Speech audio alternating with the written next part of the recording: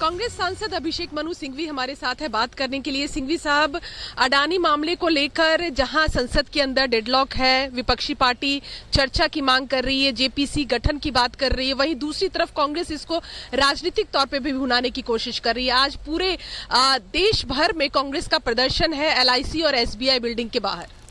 देखिए, ये माननीय गांधी जी के मूर्ति के समक्ष गांधीयन फॉर्म ऑफ विरोध है, गांधीयन तरीका है। और इसके क्या मुद्दे हैं? मुद्दा बड़ा सिंपल है। हम किसी व्यक्ति विशेष के विरुद्ध नहीं हैं, हम सरकार के विरुद्ध हैं कि आप सरकार इसमें विचार विमर्श अलग से इस मुद्दे पे करने में क्यों भाग रहे हैं। उनका उत्तर है कि हम तो विचार विमर्श के लिए खुले हैं, आप जो माननीय राष्ट्रपति के उद्बोधन है उसके जवाब में बोलिए। लेकिन माननीय राष्ट्रपति के उद्बोधन के जवाब में ये मुद्दा कहाँ से ले आएंगे? वैसे ही उसमें संकीर्ण हो जाता है। कह सकते हैं, कुछ भी कह सकते हैं आप, लेकिन संकीर्ण इसमें विशेष रूप से एक स्पेसिफिक फोकस तरीके से क्यों नहीं कर सकते आप? उसका जवाब नहीं देते हैं आपको। सभी मंत्री महोदय ये कहते हैं कि आप वहाँ उसके अंदर कर लीजिए। तो आप क्या इसमें मुंह छुपा रहे हैं, हट रहे हैं? और इसका सरल जवाब चाहिए। और ये मैं तो मानता हूं कि ये उस कंपनी के विरुद्ध है ही नहीं, ये तो सरकार के अलग अलग विभागों के विरुद्ध है। सरकार के अलग अलग नियंत्रण यंत्र तंत्र, संसद सत्र खत्म हो जाए तब आइएगा। ये किस प्रकार का कुतर्क है? चाहे राज्यसभा हो, लोकसभा हो, पार्लियामेंट है, और जो मामला देश के बारे में, देश को डुबाने वाला मामला जो सामने आया है, उसके ऊपर अभी हम सभी अपोजिशन एक साथ बैठेंगे। खरगे साहब जो लीडर ऑफ अपोजिशन है उनके चेंबर में, और आज के कार्रवाई में अपोजिशन क्या कर सकता है, क्या करने जा रहा है, उसका निर्णय होगा। लेकिन मुझे लगता है कि जब तक सरकार जवाब नहीं दे रही है इस मामले में, ज्वाइंट पार्लियामेंट्री कमेटी जेपीसी की जो मांग है, वो मांग हमारी आगे जारी रहेगी। तो लगातार रिएक्शंस भी सामने आ रहे हैं और हमारे साथी रविकांत राय और रंजीता भी हमारे साथ में जुड़ रही हैं। रंजीता, पहला सवाल आप ही से करना चाहेंगे क्योंकि इस समय बैठक भी चल रही है और इस बैठक में हम देख रहे हैं कि तमाम विपक्ष के नेता मौजूद हैं। यानी कि ये कुल मिलाकर माना जाए आज भी विपक्ष की रणनीति सरकार को घेरने की है, सदन में हंगामे की है। निश्चित तौर पर नैना, देखिए जिस तरह से सरकार की रणनीति है उसके मुताबिक विपक्षी पार्टी भी एकजुटता दिखाने की कोशिश कर रही है। विपक्षी पार्टियों की बैठक चल रही है। अभी कुछ देर में गांधी प्रतिमा पर सभी विपक्षी पार्टी पहुंचेंगे। लगभग 12 से ज्यादा विपक्षी पार्टियां इस बैठक में शामिल हुई हैं और उनका कहना है कि इस पूरे मामले पर उनका व्यक्ति विशेष पर टारगेट नहीं है। क्योंकि अभी कुछ देर पहले जब अभिषेक मनु सिंघवी से हम बात कर रहे थे तो उन्होंने भी यही कहा कि हम व्यक्ति को टारगेट नहीं कर रहे, बल्कि सरकार की जो पॉलिसी इसमें रही है वो पारदर्शी नहीं रही है।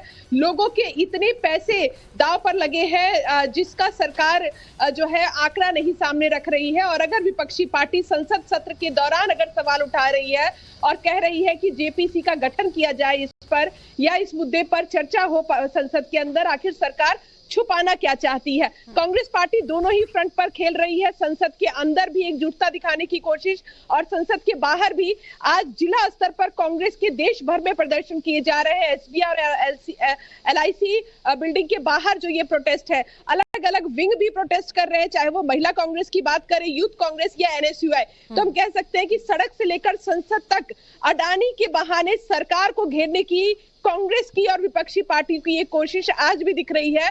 कि संसद का भी डेडलॉक खत्म होता नहीं दिख रहा है, क्योंकि विपक्षी पार्टी एकजुटता के साथ लगातार चर्चा की बात कह रही है।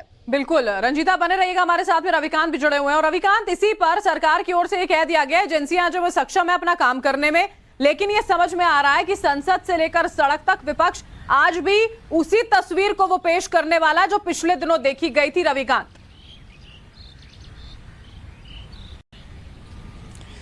देखिए बरखा, सरकार के 3 बड़े मंत्रियों ने और खुद वित्त मंत्री ने कहा कि जो मार्केट रेगुलेटर है सेबी और इसके अलावा रिजर्व बैंक ऑफ इंडिया लगातार इस पूरे घटनाक्रम पर अपनी नजर बनाए हुए है। सेबी की तरफ से कहा गया है कि ऐसा कुछ भी गड़बड़ी का अभी उनको अंदेशा नहीं है। वो लगातार नजर बनाए हुए हैं। स्टेट बैंक ऑफ इंडिया और LIC का जो इन्वेस्टमेंट है, स्टेट बैंक ऑफ इंडिया ने भी कहा कि हमें जो इंस्टॉलमेंट EMI की मिलनी चाहिए थी अडानी ग्रुप से, वो लगातार मिल रही है और बहुत ही छोटा इन्वेस्टमेंट जो है SBI का अडानी ग्रुप में किया गया है।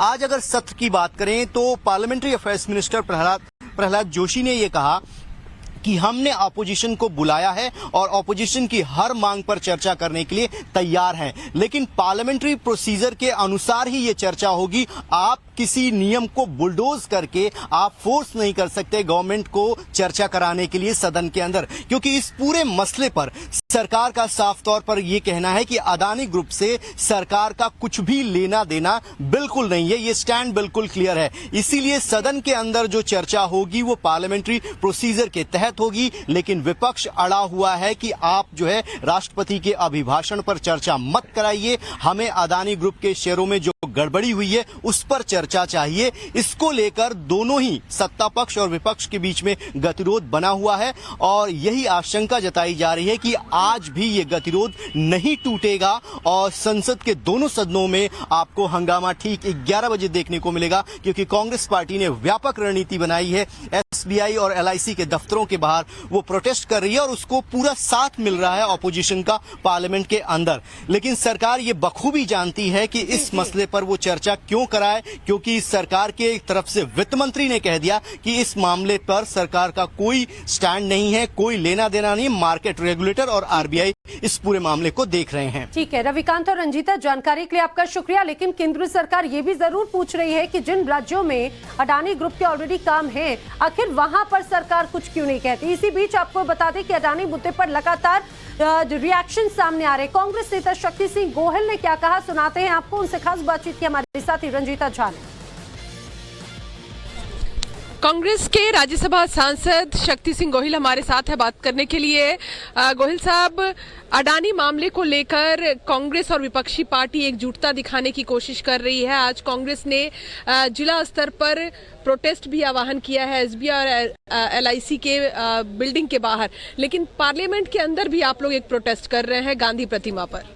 देखिए, हम जनता के मुद्दों को लेके जब आवाम का नुकसान होता है, LIC में कैसे लोगों के पैसे हैं, मिडिल क्लास मेहनत कश लोगों ने LIC में पैसे लगाए हैं, SBI में आम जनता के पैसे हैं, नागरिक के पैसे हैं, उसको आप अपने दोस्त की कंपनी में डाल दो और करोड़ों करोड़ों लाखों करोड़ का 5 दिन में नुकसान आ गया, कौन है जिम्मेवार। हम कहते कि आइए बहस करिए, हाउस में बहस नहीं करनी है, ज्वाइंट पार्लियामेंट्री कमेटी इंक्वायरी करे। अब आपके दोस्त का सब चंगा सी तो डर काहेगा, कर लो ना। तो वो भी नहीं करना है तो हम क्या करेंगे। महात्मा गांधी जी की प्रतिमा के सामने इस मुद्दे को उठाएंगे। पूरे देश में LIC SBI के संस्थानों पर हम आवाज़ उठा रहे हैं। मैं जानता हूं कि देश के लोग भी अब समझने लगे हैं कि ये करोड़ों से कम खाते नहीं, सच बोलने वाले को चैन की रोटी खाने देते नहीं।